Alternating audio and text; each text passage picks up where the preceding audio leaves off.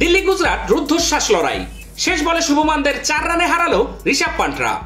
IPL এর 100তম match সুখের হলো না শুভমান গিলের।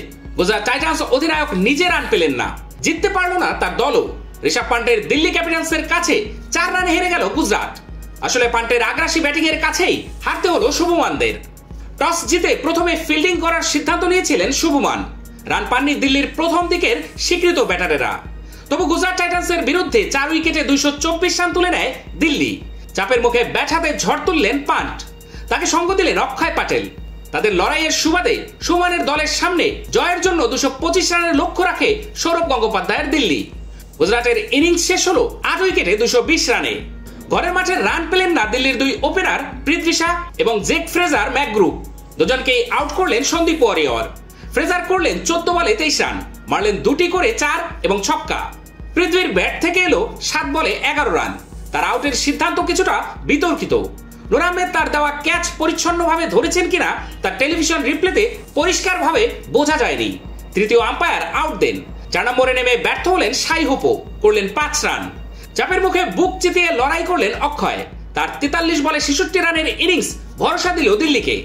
পিঞ্চ হিটার হিসেবে তাকে নামিয়েছিল পান্টেরা। দলের আস্থার মর্যাদা দিলেন বাহাতি অলরাউন্ডার। 5টি 4 এবং 4টি 6 দিয়ে সাজালেন নিজের ইনিংস। দিল্লির ইনিংসে বাড়তি মাত্রা যোগ করলেন অধিনায়ক পান্ট। বিশেষ করে ইনিংসের শেষ কয়েক ওভারে তাকে দেখা গেল চেনা বিধ্বংসী মেজাজে। মোহিত শর্মার শেষ ওভারেই শুধু ব্যাট হাতে তুলে নিলেন 30 রান। শেষ 5টি বলের 4টিতে মারলেন ছক্কা, একটি 4। শেষ পর্যন্ত তিনি করলেন 43 বলে 88 রান। অপরাজিত ইনিংসে দিল্লির অধিনায়কের ব্যাট থেকে এলো 5টি 4 এবং 8টি ছক্কা। স্টিস্টান স্টাবস খেললেন 7 বলে 26 রানের অপরাজিত ইনিংস, মারলেন 3টি 4 ও 2টি ছক্কা। 16 ওভার শেষে দিল্লির রান ছিল 143। মূলত পান্টের দাপটে শেষ 4 ওভারে দিল্লি যোগ করলো 81 রান। দলের ইনিংসকে মজবুত জায়গায় পৌঁছে দিয়ে পান্ট বুঝিয়ে দিলেন আসন্ন টি-20 বিশ্বকাপ খেলার জন্য তিনি সম্পূর্ণ প্রস্তুত।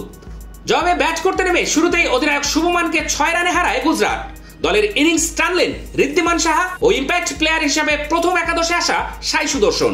ওপেনার ঋত্বিক করলেন 25 বলে 39 রান। বাংলার প্রাক্তন উইকেট রক্ষক ব্যাটার মারলেন 5টি 4 এবং 1টি 6। সুদর্শনের ব্যাট থেকে এলো 39 বলে 65 রানের ইনিংস। 7টি 4 এবং 2টি 6 মারলেন তিনি। দ্বিতীয় উইকেট জুটিতে ঋদ্ধিমান সুদর্শন যোগ করলেন 82 রান। গুজরাটের অন্য ব্যাটারেরা রান না পাওয়ায় কিছুটা চাপ তৈরি হয়। এতদিন চেনা ফর্মে না থাকা ডেভিড মিলার দিল্লির 22 গজে রানে ফিরলেন। শুধু তাই নয়, সৌরভদের রক্তচাপও বৃদ্ধি করলেন ব্যাট হাতে। দক্ষিণ আফ্রিকার ব্যাটার 55 রান করলেন 23 বলে।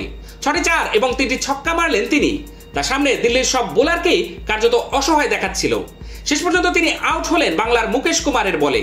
সেই দিকে লড়াই করলেন সাই কিশোর এবং রশিদ খান। কিশোর করলেন 6 বলে 13, মারলেন 2টি 6। রশিদ অপরাজিত থাকলেন 11 বলে 21 রান করে। ফলে হার নিয়ে মাঠ ছাড়তে হয় গুজরাটকে।